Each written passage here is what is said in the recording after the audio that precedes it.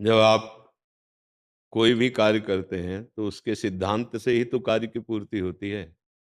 किसान आदमी अगर जोत कर खेत न तैयार करे, अच्छा बीज न बोए, उसमें जल न लगाए, खाद न लगाए, उसकी रक्षा न करे, फिर हाथ जोड़कर कहे फसल प्राप्त हो जाए, तो आप उसे क्या कहेंगे? आप विचार करके देखिए। आप भगवत प्राप्ति करना ही नहीं चाहती। धन प्राप्ति के लिए जिस कार्य के लिए जो सिद्धांत है वैसे ही हम कार्य करते हैं। अगर वो कार्य पूरा नहीं होगा तो जिसका हम कार्य कर रहे हैं वो हमें फल नहीं देगा। हम भगवत प्राप्ति को इतना सस्ता, इतना साइड में समझ लिया कि हम आलस्य करें, हम प्रमाद करें, हम कोई नियम ना धारण करें, कोई संयम ना धारण करें, तो आपके अंदर लालसा ही नहीं जागृत होगी। भोगेश्वर प्रसक्ता नाम तयापहृत चेतसाम व्यवसायत्मिका बुद्धि समाधो न विधीयते। भोग और ऐश्वर्य में जिसकी चित्तवृत्ति अपहृत हो चुकी है, उसके हृदय में ऐसा निश्चय ही नहीं होता कि मुझे भगवत प्राप्ति हो। आप समझते हैं भोग भोगते हुए संसार के सारे सुखों को हम सुख मानते हुए कभी जब जैसा मन आया वैसा कर लिया, बस हमें भगवत प्राप्ति हो जाएगी। ऐसा तो किसी सिद्धांत में नहीं। एक लेबर भी 8 घंटा सिद्धांत से काम करता है। तुम्हें ईंट यहाँ पहुंचानी, ऐसे पहुंचानी, ऐसे। वो मनमानी ईंट पटकने लगे, फूटने लगे तो ठेकेदार हटा देगा उसको। कोई भी कार्य, उस कार्य का एक सिद्धांत है, एक प्रणाली है। उस प्रणाली से चला जाता है, चाहे लौकिक कार्य हो या पारमार्थिक कार्य हो, तो हमें लक्ष्य की प्राप्ति होती है। जब आप उसकी प्रणाली ही नहीं धारण करेंगे। अच्छा, आपको जाना बिहारी जो है, आप इधर छठी कला की तरफ चलें, चल रहे हैं आप कह सकते हैं मैं बहुत चल रहा हूँ, लेकिन आप लक्ष्य को प्राप्त नहीं होंगे, क्योंकि दिशा गलत हो गई है। प्रमाद कहते हैं करने योग्य कार्य को न करना, और ना करने योग्य कार्य को करना। अगर हमारे अंदर प्रमाद है, आलस्य है, निद्रा और भोग वृत्तियां हैं, तो रजोगुण और तमोगुण। निद्रा आलस्य प्रमादोत्थम तत्तामस मुदाहृतम। तमोगुण रहेगा और भोग आदि की प्रवृत्तियां रजोगुण रहेंगी। जब सतोगुण नहीं तो भजन कैसे होगा, भगवत प्राप्ति कैसे होगी? मेरी समझ में तो नहीं आ रहा। कैसे ही हो जाएगी? हाँ, हम कह रहे हैं ऐसे ही हो जाएगी तब जब हमारे अंदर आग लग जाए भगवत प्राप्ति की। पर वो आग लगेगी नाम जप करने से ना। अगर हम निरंतर नाम जप नहीं करते, भगवत समर्पित भोजन नहीं पाते, भगवत समर्पित जल नहीं पीते, सारे कर्म भगवत समर्पित नहीं करते, भगवत लीला कथा नहीं श्रवण करते, एक लिमिट हमारा नियमित समय, इतना सोना, इतना हमें खाना, इतना हमें क्रिया करना, ऐसे ऐसे रहना। आपका जब तक दिनचर्या और संयम नहीं है, तो इंद्रियां बिखरी हुई है, मन बिखरा हुआ, तो भगवत प्राप्ति किसको करनी है? किसको करनी है भगवत प्राप्ति?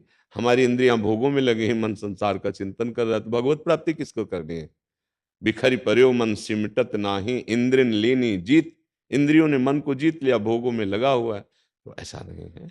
मंगलमय है, जो कोई बिल्कुल नाम नहीं जप कर रहा, वो रामकृष्ण हरि या जो भी जप रहा है ठीक है, लेकिन उसे जब अपने लक्ष्य की प्राप्ति के लिए आना पड़ेगा। देखो, ऐसे दौड़ना, व्यायाम करना सब करते हैं जिनको शरीर स्वस्थ चाहिए, लेकिन आर्मी में जाना है तो तुम्हारी मनमानी व्यायाम से नहीं होगा। उसमें इतनी ऊंचाई, इतनी कूद, इतनी दौड़, इतना इतना इतना इतना, उसका एक सिद्धांत है।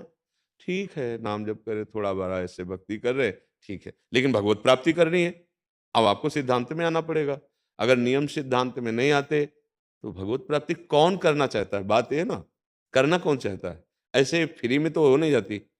मतलब फ्री का मतलब आप चाहो नहीं वैसे मुठभेड़ हो गई कि राह चलते जैसे किसी को एक अटैची मिल जाए, रुपये से भरी या सोने से भरी थैली मिल जाए, तो हम ऐसे सोचो कि राह चलते ऐसे, ये ऐसे नहीं होता। ये जब तक हम चाहत में जलते नहीं हैं, इतनी चाह कि सब वासनाएं जल जाएं, तब भगवान की प्राप्ति होती है। जा ही न चाहिए कबहू कछु, तुम सन सहज सनेह। वो यहीं तो बैठे हैं, बसो निरंतर तासुर सुर और निजगे।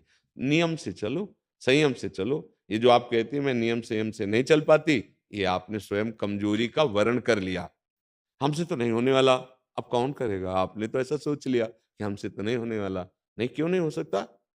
आप देखिए, व्यापार करते हैं ना, आप ऐसा कह सकते हैं हमसे तो नहीं होने वाला। भूख लगी तो आप भोजन पाते हैं ना, आप ऐसा नहीं कह सकते कि हमसे तो नहीं होने वाला। क्यों? क्योंकि भूख लगी है, प्यास लगी है, हमें अर्थ चाहिए, हमें व्यवहार के लिए सुविधा चाहिए, तो हमें मेहनत करनी है। उसमें आप ये नहीं कह सकते कि हमसे। अगर आपको जहाँ अच्छा पैसा मिल रहा है और वो कह दे तेरे से नहीं होने वाला चल, तो आप कहोगे एक बार चांस दीजिए ना, मैं प्रयास करूँगा, आपको असंतुष्ट नहीं होने दूँगा। एक बार प्रयास करके तो हमको अपनी सामर्थ्य दिखाने दीजिए ना। तो भगवत प्राप्ति सर्वोपम सुख, और उसके लिए ऐसे वचन, तो मुझे लगता है कि अभी हमारे अंदर चाह नहीं पैदा हुई। अभी हमें परमार्थ का ज्ञान नहीं हुआ। अभी हमें सत्य वस्तु पे महत्व भाव नहीं आया, अभी परम सुख की चाह नहीं हुई। हम कहीं न कहीं यहाँ सुखी हो रहे हैं, यहाँ सुखी हो रहे हैं, भोगों में सुखी हो रहे हैं, तो हमें लगता है क्या भगवत प्राप्ति? लेकिन ठीक है, अभी आप भ्रम से सुखी हो रहे हो, पर आपका शरीर जिससे आप सुखी हो रहे हो, ये कितने दिन टिकेगा? इसकी एक सीमा है। देखो 50, 55, 60 वर्ष व्यतीत हो गए, पता ही नहीं चला। अगर ध्यान से देखो तो ऐसा लगता है कल घर से निकले थे, अभी नई बात लग रही है। गुरुजी और करनी है, सच में करनी है। तो फिर हमको जैसे आर्मी में जिसको जाना होता है ना, तो सुबह तड़के से दौड़ शुरू करता है। इतने किलोमीटर हमें इतने सांस में दौड़ना है, इतने मिनट में दौड़ना है, हमको इतना उछाल, इतना कूद, हमको ऐसे-ऐसे वो तैयारी करता है, आर्मी वालों से पूछता है, क्या-क्या परीक्षा होती? नहीं होती? ऐसे हमें पूछना है संतों से, कैसे-कैसे भगवत प्राप्ति होती? क्या-क्या इसमें सहनशीलता लानी पड़ेगी? क्या-क्या इसमें त्याग करना पड़ेगा? तो सत्संग में यही बताया जा रहा है। अगर ये आ गया बात कि हमको संसार समुद्र से बाहर पार होना है, तो फिर आपका प्रयास क्यों नहीं हो रहा? फिर आप में असफलता कैसे आ सकती है? ये इसलिए कह रहा हूँ कि इसी मार्ग में चली हुई बात कह रहा हूँ। इस मार्ग में असफलता नहीं होती। हर असफलता सफलता का प्रतीक बनती है, क्योंकि हम सत्य मार्ग के प्रतीक हैं। अगर हमारा पैर फिसला तो आगे ऐसा जोर का होगा कि फिसलेगा ही नहीं कभी। पर हमारे अंदर लगन होनी चाहिए। अब कह दें मेरे को समय नहीं मिलता, जैसे कह दिया जाए, तो हमारी भगवत प्राप्ति के लिए ऐसा तो कभी सत्संग में किसी में नहीं सुना होगा कि आप सब काम-धंधा छोड़ दीजिए और बैठ जाइए माला लेकर। ऐसा कभी नहीं कहा होगा, कभी नहीं, क्योंकि सिद्धांत ही नहीं है। सिद्धांत है अपने कार्य को करते हुए भगवान को समर्पित करो और नाम जप करते रहो। कितना बढ़िया है। अगर आप गृहस्थी में आपको किसी भी भोग की आकांक्षा है, भगवान को मन से प्रणाम करो, प्रभु आप गृहस्थ धर्म में भेजा है, मन ऐसा हो रहा है, ये खा ले, ये पी ले, ये छू ले, ये सूंघ ले, ये भोग ले और उसको भी समर्पित करो। क्योंकि आपने धर्म से उसका सेवन किया है, अधर्म के लिए नहीं, धर्म से। वो सब भजन बनना शुरू हो जाएगा, आपके अंदर ये भ्रम खत्म हो जाएगा कि हम प्रमाद कर रहे हैं, हम भगवत प्राप्ति के नियम को नहीं धारण कर रहे, ऐसा लगे। अगर आप प्रमाद कर रहे हो, वास्तविक आपको पता है तो क्यों कर रहे हो? जब आपको पता है कि हम गलत है तो क्यों गलत कर रहे हो? बोले हमारा मन नहीं मान इसी को तो मनाना भगवत प्राप्ति है। अब उसकी जलन को सहना पड़ेगा। आपके लिए तो धर्मयुक्त है कि इधर आप ऐसा-ऐसा कर सकते हैं। तो जब हमारा लक्ष्य बन गया, हम ये कह रहे हैं, हमारा लक्ष्य बन गया, तो हमसे ये होता नहीं है कैसे हो सकता है? लक्ष्य बन जाए। अगर लक्ष्य बन गया भगवत प्राप्ति, तो चक्रवर्ती सम्राट अम्बरीश जी से वो सब होता है जो एक भक्त से होता है। वो स्वयं पोछा लगा रहे ठाकुर जी के जहाँ विराजमान से, स्वयं ठाकुर जी के पात्र मार्जन कर रहे हैं। उनकी पत्नी एक बार चुपके से अवसर पाकर सेवा कर गई, तो उन्होंने हाथ जोड़कर कहा, "नहीं, हमारे दासत्व में तुम नहीं। तुम्हें अगर सेवा करनी है अपने ठाकुर विराजमान करो, मैं सब व्यवस्था कर दूँगा। हमारे ठाकुर की सेवा हमारे हाथ से होगी और वो चक्रवर्ती सम्राट है।" तो हमें ये बात कहने में थोड़ा संकोच हो रहा है कि आप कहती प्रमाद हो रहा है, नहीं हो रहा, तो ये कैसे नहीं हो रहा? मुझे समझ में नहीं आता कि मुझे लालसा भी है। अगर हमारे धन की लालसा जागृत हो जाए, सच्ची मानना और हमें नीच से नीच कार्य करना पड़े, तो हम राज़ी हो जाएँ। नाली साफ करो, ₹500 देंगे। अगर हमें भगवत प्राप्ति की चाह पैदा हो जाए, तो हम क्या नहीं कर सकते? चाह पैदा हो जाए।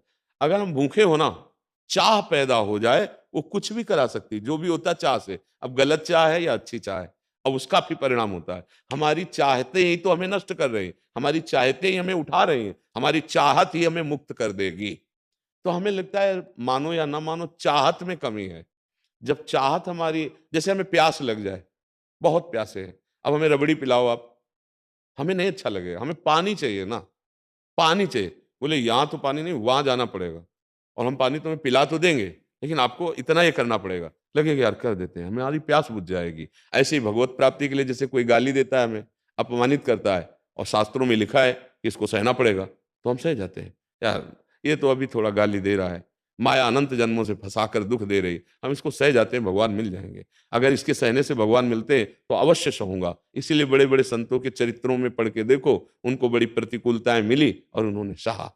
हमारी लगन नहीं है सखी, अगर लगन हो जाए, फिर हमें कोई भी बाधा रोक नहीं सकती। अच्छा भगवत प्राप्ति होती है अंदर के भजन से। जो कर्तव्य कर्म कर रहे हो उसे भगवान को समर्पित करो, नाम जप करते हो। क्या जाता है राधा, राधा, राधा, राधा, राधा, राधा। हम कहीं भी बैठाल दो, आप टीवी चला दो। हमारा जब मन प्रभु की प्राप्ति के लिए लगा है, तो आँखें ऐसी हैं ना कोई दृश्य से मतलब है, ना उसके शब्द राधा, राधा, राधा। तो परिवार भी विरोध नहीं करेगा। मतलब परिवार के बड़ी भगत बनती है या बनते हैं, हाँ, ऐसे नहीं हम सबके बीच में बैठे हैं। बड़ी चतुरतापूर्वक भक्ति की जाती है, कोई जान ना पावे और हमारा अंदर से चल रहा है भजन, तभी तो भक्त माना जाता है। लड़ाई, झगड़ा, क्लेश, प्रमाद, निंदा ये सब भक्तों में नहीं होता है, क्योंकि उनका उज्जवल हृदय है, उनका महान लक्ष्य है। तो आप धन्यवाद के पात्र हो कि आप चलना चाहती हो, पर अभी कहीं वास्तविक चलना नहीं चाह रहे। कुछ है जिसमें तुम राजी हो। जब तक किसी में हम राजी रहेंगे तब तक वास्तविक चलना नहीं आएगा, और जब लक्ष्य बन जाएगा फिर अन्य कुछ ध्यान नहीं रहता, अन्य कुछ चाह नहीं रहती, वही ध्यान में बसा रहता है। अब नहीं, अब मैं मुक्त होना चाहता हूं।